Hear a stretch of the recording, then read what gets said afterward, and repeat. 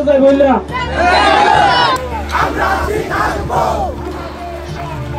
যে তাদের সবসময় সর্বোচ্চ সম্মান দিতে হবে। আমি জানি ক্ষমতা, পদক আর রাজনীতি, এই তিনটি শব্দ যেন এক সূত্রে গাঁথা বাংলাদেশের রাজনৈতিক ইতিহাসে। আর এই ইতিহাসের এক অবিচ্ছেদ্য নাম শেখ হাসিনা। কিন্তু ক্ষমতার পাশাপাশি পদকের মোহ কি পেয়ে বসেছিল তাকে?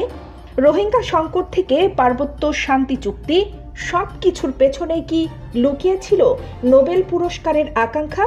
আজকের এই ভিডিওতে আমরা খুঁজে বের করার চেষ্টা করব শেখ হাসিনার রাজনৈতিক জীবনের সেই অজানা অধ্যায়। আজকে আমি উদ্বিগ্ন আপনাদের ব্যবসা নিয়ে। সেই জন্য 2017 সাল মিয়ানমারের রাখাইন রাজ্য থেকে জোরপূর্বক বাস্তুচ্যুত লাখ লাখ রোহিঙ্গা জনগোষ্ঠী। বাংলাদেশের সীমান্তে উপস্থিত তাদের হাহাকার, আর সেই হাহাকারে সাড়া দিলেন শেখ হাসিনা। সীমান্ত খুলে দিয়ে তিনি আশ্রয় দিলেন প্রায় 11 লাখ রোহিঙ্গাকে। বিশ্বজুড়ে প্রশংসা কুড়োলেন তিনি। মাদার অফ হিউম্যানিটি এই উপাধি যুক্ত হলো তার নামের আগে। কিন্তু এই সিদ্ধান্তের পেছনে কি শুধুই মানবতা, নাকি লুকিয়েছিল অন্য কোনো রাজনৈতিক হিসাব? রাজনৈতিক বিশ্লেষক এবং কূটনীতিকরা বারবার সতর্ক করেছিলেন, রোহিঙ্গাদের আশ্রয় দেওয়া বাংলাদেশের জন্য ভবিষ্যতে বিশাল সমস্যা তৈরি করতে পারে। কিন্তু সেই সতর্কতা আমলে নেননি শেখ হাসিনা। বরং তিনি এই ইস্যুটিকে কাজে লাগিয়ে আন্তর্জাতিক অঙ্গনে নিজের ভাবমূর্তি উজ্জ্বল করতে ব্যস্ত হয়ে পড়েন। নোবেল শান্তি পুরস্কারের জন্য লবিস্ট নিয়োগ দেওয়া থেকে শুরু করে বিদেশি গণমাধ্যমে নিজের পক্ষে কলাম লেখানো সবকিছুই চলছিল এক সুপরিকল্পিত কৌশলে। এই যে জঙ্গিবাদ কিন্তু এই নোবেল মোহ শেখ হাসিনার মধ্যে নতুন কিছু নয়।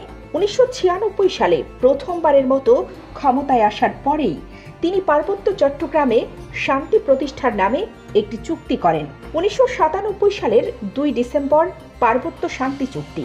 এই চুক্তির মাধ্যমে তিনি আন্তর্জাতিক অঙ্গনে নিজের অবস্থান শক্তিশালী করার চেষ্টা করেন। এমনকি নোবেল শান্তি পুরস্কারের জন্য লবিস্ট নিয়োগ দেওয়া থেকে শুরু করে ব্যাপক প্রচারণাও চালান। যদিও সেই প্রচেষ্টা সফল হয়নি, কিন্তু তিনি হাল ছাড়েননি। প্রতিশোধ নিতে যায়নি। 2001-এর শেখ হাসিনার গত 15.5 বছরের শাসনামলে তিনি প্রায় 42টি পদক পেয়েছেন। কিন্তু এই পদকগুলোর পেছনে কতটা স্বচ্ছতা ছিল তা নিয়েও প্রশ্ন উঠেছে। অন্যদিকে রোহিঙ্গা ইস্যুতে বাংলাদেশ এখন চরম সংকটে। রোহিঙ্গারা বাংলাদেশের মাটিতে সশস্ত্র তৎপরতা চালাচ্ছে, যা ভবিষ্যতে আরো বড় সমস্যার ইঙ্গিত দিচ্ছে।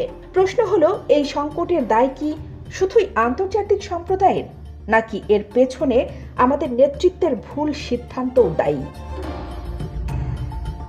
রাজনৈতিক বিশ্লেষকদের মতে শেখ হাসিনা রোহিঙ্গা ইস্যুটিকে কাজে লাগিয়ে রাজনৈতিক এবং ব্যক্তিগতভাবে লাভবান হওয়ার চেষ্টা করেছিলেন। কিন্তু সেই চেষ্টা শেষ পর্যন্ত বাংলাদেশের জন্য বয়ে এনেছে চরম বিপদ।